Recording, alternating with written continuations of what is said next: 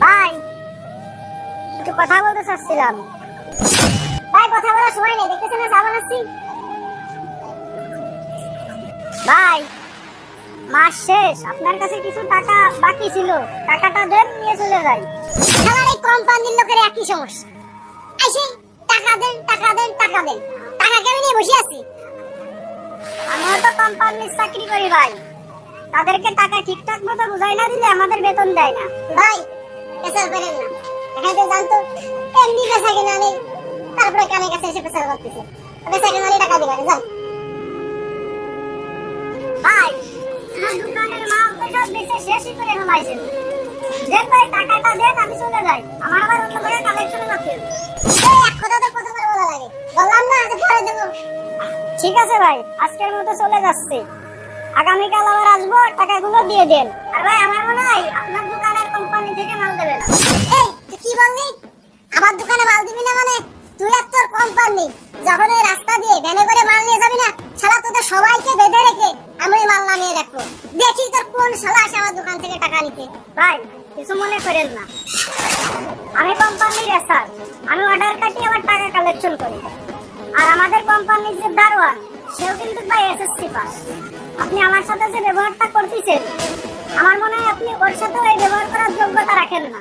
আর আমার মনে হচ্ছে কোম্পানি আমাকে বেতন দেয় না, আপনি আমাকে বেতন দিয়ে রাখিছেন।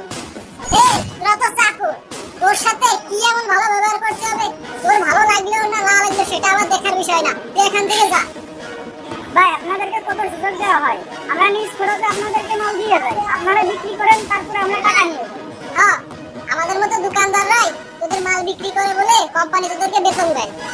ভাই আমার বেতনের চিন্তা আপনার করা লাগবে না, কোম্পানি আমার এই চেহারা থেকে বেতন দেয় না, আমি লেখাপড়া শিখে যোগ্যতাই আমার চাকরি হয়েছে।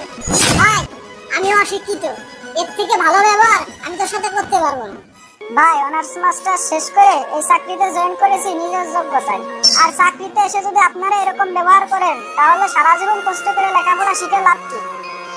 আমার উচিত ছিল পড়াশোনা না করে আপনাদের মতো ব্যবসা করা, না হলে রিক্সা নিয়ে বের হওয়া, তাহলে অশিক্ষিত মানুষে শিক্ষিত লোকদের সাথে চাকরের মতো ব্যবহার করতে পারতাম।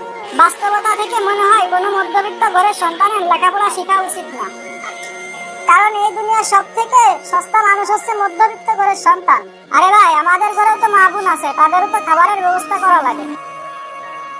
আপনি কি খেয়াল করে দেখেছেন, মধ্যবিত্ত ঘরের শিক্ষিত সন্তানেরা তারা না পারে মানুষের জমিতে কাজ করতে, না পারে রিক্সা চালাতে, আবার ভালো চাকরি করতে গেলে লক্ষ লক্ষ টাকার প্রয়োজন, যেটা ম্যানেজ করা তাদের পক্ষে সম্ভব না, যার কারণে ভালো কিছু করতে পারে না। বাধ্য হয়ে কোনো কাজ করতে গেলে তাদের সাথে সবাই খারাপ ব্যবহার করে। বাবার টাকা খরচ করে লেখাপড়া শিখে একটা কোম্পানিতে চাকরি করতে যাওয়ার পর কিছু অশিক্ষিত লোকের অপমান যদি প্রতিনিয়ত সহ্য করতে হয়, তাহলে বলুন সে লেখাপড়া শিখে কি হবে আর চাকরি করে কি হবে? লেখাপড়া শিখে চাকরি করতে গিয়ে মধ্যবিত্ত ঘরের সন্তানেরা পায় না একটু সম্মান।